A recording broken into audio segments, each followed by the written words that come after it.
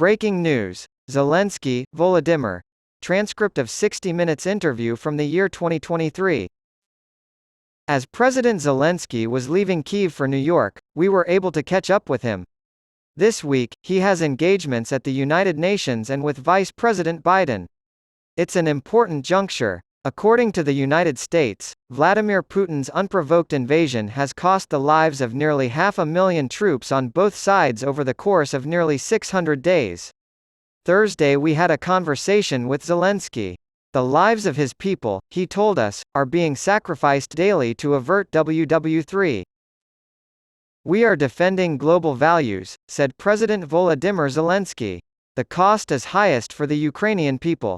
We are not characters in a story.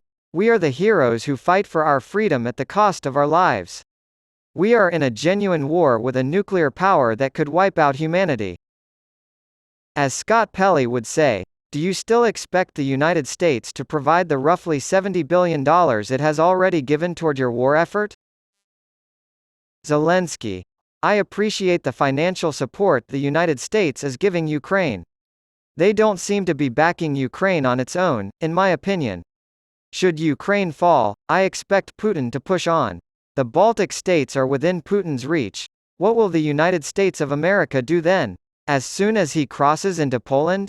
True, he will. This sum is substantial. We owe you a great debt of gratitude.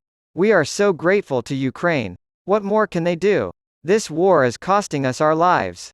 Pause. If Ukraine collapses, can you imagine the world in 2020?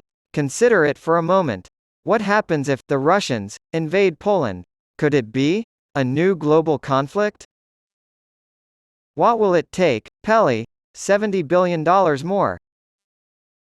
Zelenskyy. In the translated version, I don't know. It's up to the entire global community to decide whether we want to stop Putin or usher in the beginning of a global war. Putin is not going to change. The international community no longer takes Russian society seriously. They chose him again, and brought up a second Hitler. That's what they did. There is no way to change the past. This is where, however, we can put a stop to it. The Russian advance was halted in Ukraine, but at a terrible cost. Cities destroyed, millions displaced, and untold numbers killed for Vladimir Putin's egotistical nation-building. Zelenskyy of Ukraine calls on the international community to confront Putin. Putin could start World War III, Zelenskyy says. The current war front spans some 700 miles.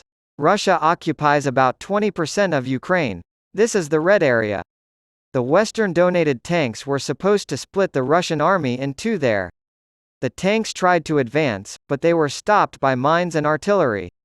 There is now a daily exchange of about 40,000 shells between the two sides' artilleries. The infantry of the Ukrainian army is making gruesome yard-by-yard gains. Drone warfare is akin to World War I. Pelley. Exactly how would you characterize the fighting on the front lines? Translating for Zelenskyy. This is a tricky inquiry. I promise to tell you the truth. We're the ones taking the lead. Definitely a plus. We halted the Russian offensive and launched a counterattack. Nonetheless, its speed is subpar.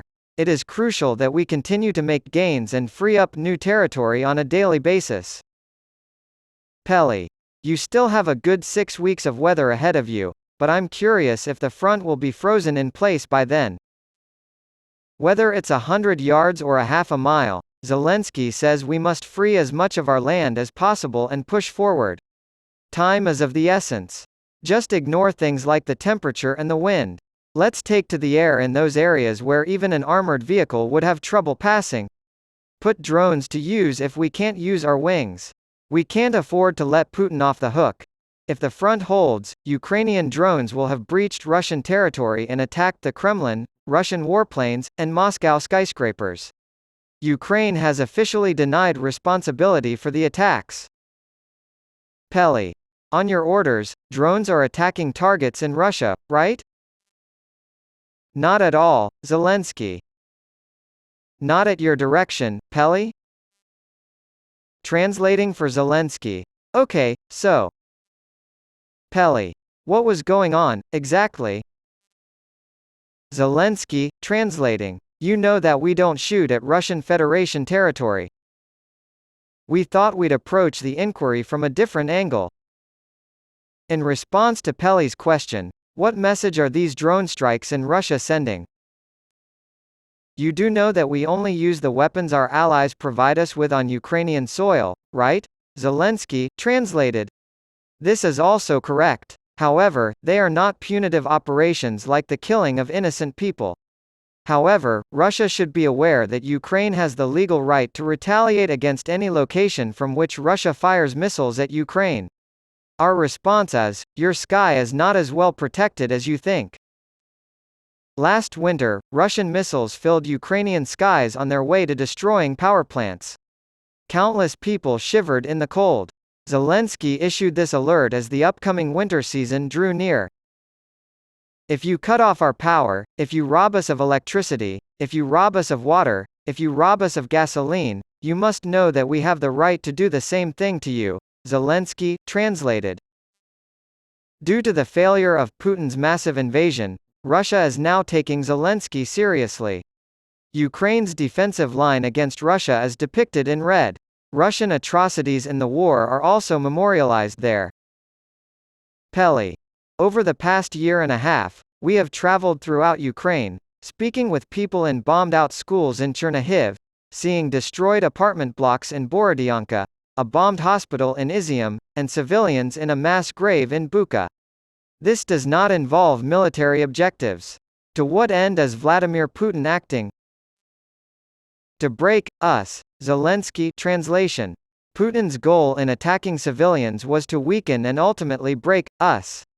You can't put your faith in someone who has gotten where he is by resorting to such heinous means. Since this individual has long since stopped being human, he cannot be trusted. The Russians have taken heavy losses without using nuclear weapons, and I'm curious if you agree with Pelly's assessment that nuclear war is no longer a possibility. I think he's going to keep making threats, Zelenskyy translates. He expects the United States to become more unstable in the future. During the upcoming American election, he predicts that this will occur. Instability in Europe and the United States will be high on his list of priorities. To further that instability, he will use the threat of nuclear weapons. He will not stop making threats.